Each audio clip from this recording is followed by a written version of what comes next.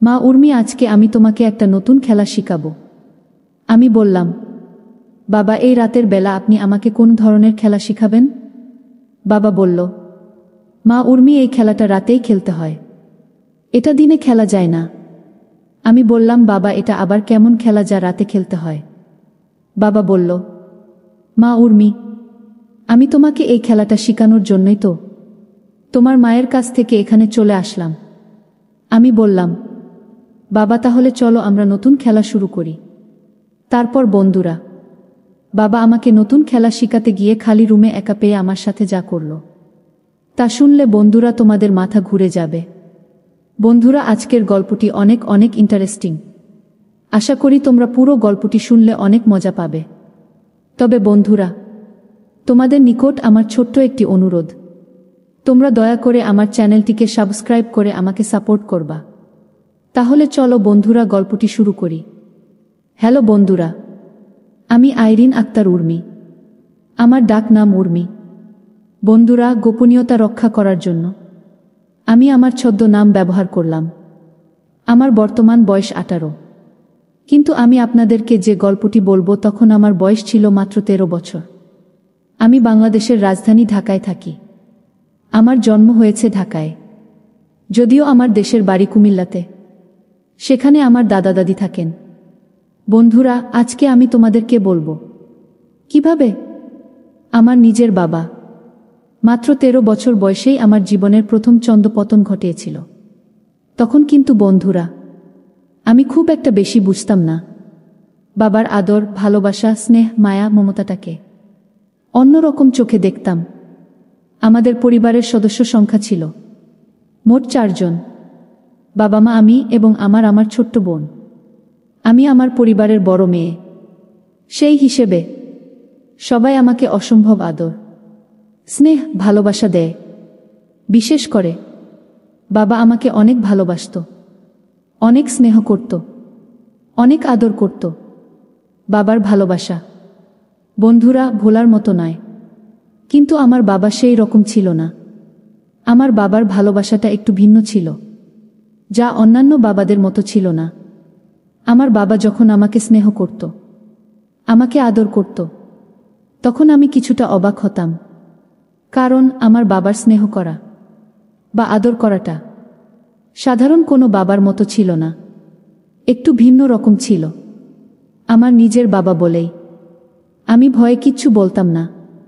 আমি মনে করতাম প্রত্যেক বাবাই মনে হয় মেয়েকে এভাবেই ভালোবাসে, এভাবেই স্নেহ করে।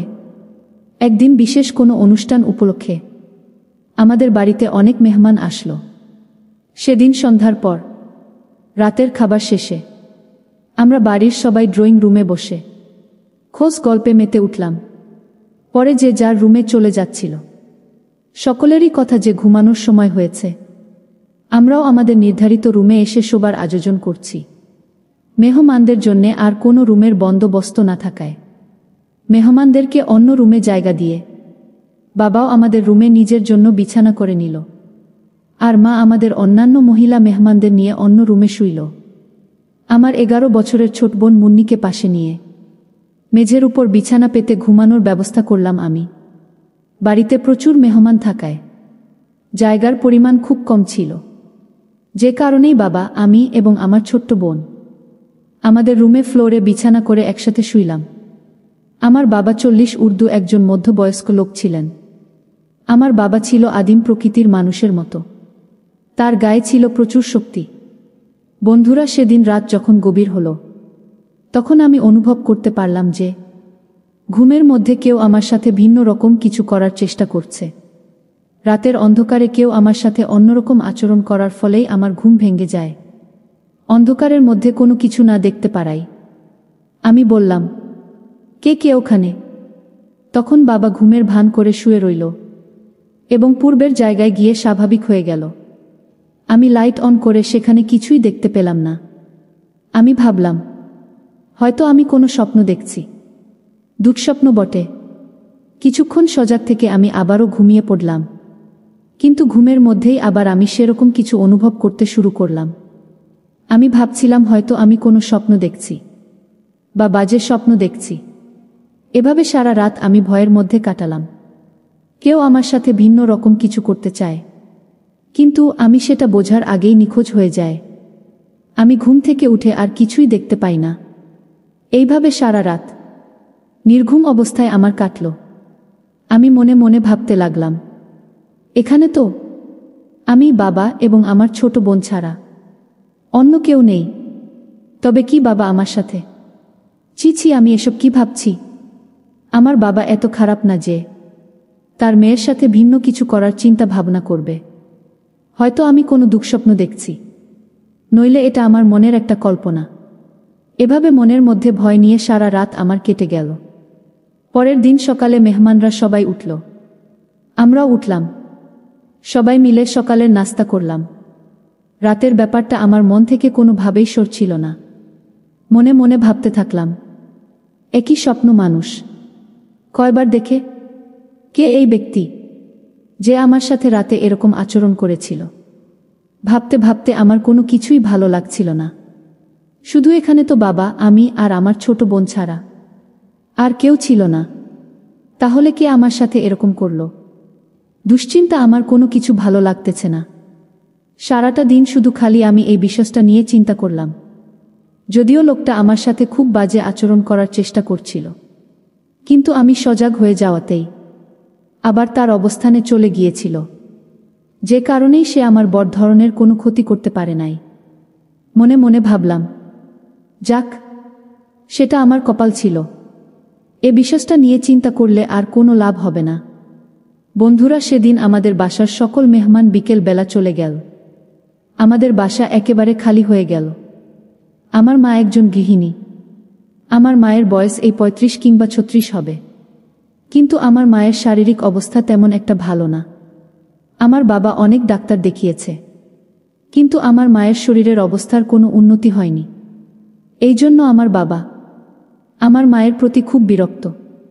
কেন জানি আমার কাছে মনে হলো আমার বাবার যা প্রয়োজন তা আমার মায়ের কাছ থেকে পায়নি। সপ্তাহখানেক পর বন্ধুরা, একদিন রাতে যখন ১২টা কিংবা ১টা বাজে, তখন আমি ওয়াশরুমে গেলাম ফ্রেশ হয়ে আসার জন্য। আমার মায়ের রুম এবং ওয়াশরুম পাশাপাশি। হঠাৎ করে আমার মা বাবা যে রুমে থাকে সেই রুম থেকে এক অদ্ভুত ধরনের আওয়াজ ভেসে আসছে। আমার কাছে মনে হলো কেউ যেন আমার মাকে মারছে।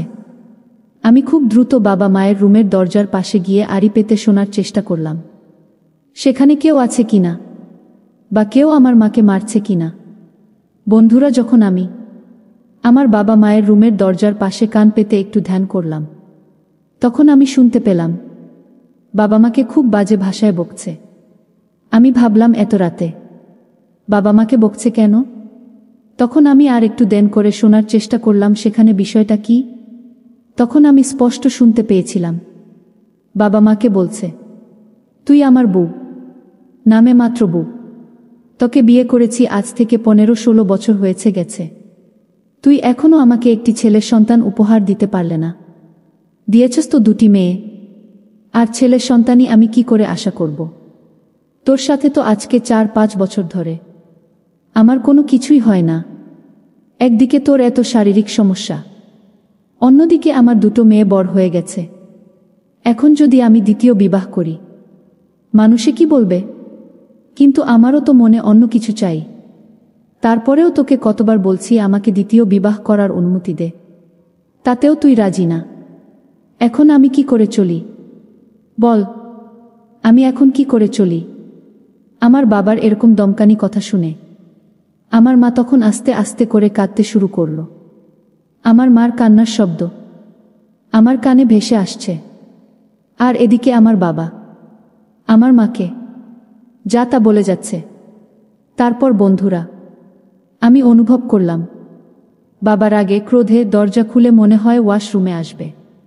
আমি বাবার দরজা খোলার উপস্থিতি টের পেয়ে আমি খুব দ্রুত আমার রুমে চলে আসলাম। আমি আমার রুমে এসে খুব দ্রুত শুয়ে পড়লাম। একটু পরেই বন্ধুরা, আমি শুনতে পেলাম বাবা আমার রুমের দরজায় এসে নক করছে আর আমাকে ডাকছে আর বলছে, মা উর্মি, উঠ তো একটু। আমি বাবার ডাক শুনে উঠলাম। উঠে এসে দরজা খুলে দিলাম। দরজা খোলার সাথে সাথেই বাবা আমাকে বলল, মা উর্মি, তুমি কি এখনো ঘুমাওনি? আমি বললাম, জি বাবা, আমি এতক্ষণ ঘুমিয়েই আছিলাম। তখন বাবা আমাকে বলল, মা উর্মি, আমার আজকে খুব একটা ভালো লাগছে না। তোমার মা একটু পর পর জোরে জোরে কাশে, যে কারণে আমার ঘুম হচ্ছিল না। তোমার মার এই রোগ মনে হয় আর ভালো হবে না। মা উর্মি, তোমার মায়ের এই সমস্যার কারণে আমি আর ঘুমাতে পারছি না। তাই আমি সিদ্ধান্ত নিলাম, আমি আজকে তোমাদের পাশে থাকব। আমি বললাম, ঠিক আছে বাবা, তাহলে আপনি আমাদের পাশে শুয়ে থাকেন। বন্ধুরা, সেদিন আমার বাবা আমাদের পাশে শুয়েছিলেন। আমি শুয়েছিলাম বাবার বাম পাশে, আর আমার ছোট্ট বোন শুয়েছিল বাবার ডান পাশে। অর্থাৎ আমার বাবা, আমরা দু বোনের মাঝখানে শুয়েছিলাম। এভাবে শুয়ে থাকতে থাকতে হঠাৎ আমি ঘুমিয়ে পড়লাম। কিন্তু ঘুমের মধ্যে গভীর রাতে হঠাৎ আমি অনুভব করলাম আমার সাথে কেউ ভিন্ন রকম কোনো কিছু করার চেষ্টা করছে। লোকটির সেই আচরণে আমার ঘুম ভেঙে গেল। আমি ঘুম থেকে উঠি, বাবাকে আমার পাশে খুব বাজে অবস্থায় দেখতে পেলাম। তখন আমি বাবাকে বললাম, বাবা, আপনি আমার সাথে এসব কি করছেন? আপনার মেয়ের সাথে ঘুমন্ত অবস্থায় এসব কিছু করার আগে আপনার বিন্দু পরিমাণ লজ্জাবোধ হয়নি? তখন বাবা আমাকে বলল, মা উর্মি, তুই তো আমার বড় মেয়ে, তুই তো আমার কষ্টটা কিছু হলেও বুঝবি। আমি তো তোমার সাথে খারাপ কিছুকে করছি না। আমি তো তোমার সাথে ঘুমের মধ্যে একটি মজার ধাঁধা খেলছি। আমি বললাম, বাবা, ঘুমের মধ্যে অন্ধকার রুমে আপনি আমার সাথে এটা কেমন ধাঁধা খেলছেন? আমি তো অনেক ভয় পেয়ে গেছিলাম। বাবা বলল, মা উর্মি, আজকে আমি তোমাকে একটা নতুন ধাঁধা খেলা শিখাবো। আমি বললাম, বাবা, এই রাতের বেলা আপনি আমাকে কোন ধরনের ধাঁধা খেলা শিখাবেন? বাবা বলল, মা উর্মি, এই ধাঁধা খেলাটা রাতেই খেলতে হয়, এটা দিনে খেলা যায় না। আমি বললাম, বাবা, এটা আবার কেমন ধাঁধা খেলা যা রাতে খেলতে হয়? বাবা বলল, মা উর্মি, আমি তোমাকে এই ধাঁধা খেলাটা শেখানোর জন্যই তো তোমার মায়ের কাছ থেকে এখানে চলে আসলাম। তারপর বন্ধুরা, বাবা আমাকে নতুন একটি মজার ধাঁধা খেলা শেখানোর জন্য নির্জন রাতে খালি রুমে বাবা আমার সাথে নতুন ধাঁধা খেলাটা কিভাবে খেলতে হয় তার প্রশিক্ষণ দিচ্ছিল। এমন সুন্দর আর মজার খেলা যা আমি আগে কখনো খেলিনি। আমি বললাম, বাবা, এটা আবার কেমন খেলা? এই খেলাটা তো প্রথম প্রথম অনেক কষ্ট হয়। বাবা বলল, মা উর্মি, এটা একটা নতুন খেলা। এই খেলাটা প্রথম প্রথম একটু কষ্টই লাগে, তারপর খেলতে খেলতে আস্তে আস্তে অভ্যাস হয়ে যায় এবং পরবর্তীতে অনেক ভাল লাগে। তোমার অনেক ভালো লাগবে। পৃথিবীতে যত মেয়ে আছে সকল মেয়েই সাধারণত এই খেলাটা খেলে থাকে। ভবিষ্যতে তোমারও এই খেলাটা খুব ভালো করেই খেলতে হবে। তাই তোমাকে আগেই আমি এই খেলার প্রশিক্ষণ দিচ্ছি। বন্ধুরা, সেদিন সারা রাত আমি আর বাবা মিলে এরকম একটা নতুন খেলা খেলছিলাম, যে খেলার কারণে বাবার আর আমার মন দুটোই ভালো হয়ে গেল। আসলে বন্ধুরা, খেলাধুলা করা শরীর এবং স্বাস্থ্যের জন্য খুবই উপকার। বন্ধুরা, পৃথিবীতে এমন এমন অদ্ভুত ধরনের খেলাধুলা আছে যা করলে মানুষের শরীর এবং মন স্বাস্থ্য সবই ভালো হয়ে যায়। তো এই খেলাটার নির্দিষ্ট একটা মাত্রা রয়েছে। এই খেলাটার খেলোয়াড়েরও একটা মাত্রা রয়েছে যা আমি আগে বুঝতাম না। তবে আমার ক্ষেত্রে খেলার সিস্টেম, খেলার ধরনটা ছিল স্বাভাবিকই, কিন্তু খেলার খেলোয়াড়টা ছিল একটু ভিন্ন রকম, যার হাতেই আমার জীবনের প্রথম মাত্র 13 বছর বয়সেই চন্দ্রপতন ঘটেছিল। বন্ধুরা, মানুষের জীবনে কিছু কিছু সময় এমন কিছু মুহূর্ত আসে যা কোনো মানুষ চাইলেও এড়িয়ে যেতে পারে না। আমার ক্ষেত্রেও তাই হয়েছিল। যদিও আমি বাবার সাথে এরকম ধরনের খেলায় কোনো আগ্রহ ছিলাম না, কিন্তু পরিবেশ আর পরিস্থিতি আমাকে সেই রকম ধরনের আন্তর্জাতিক মনের খেলোয়াড় বানাতে বাধ্য করেছিল।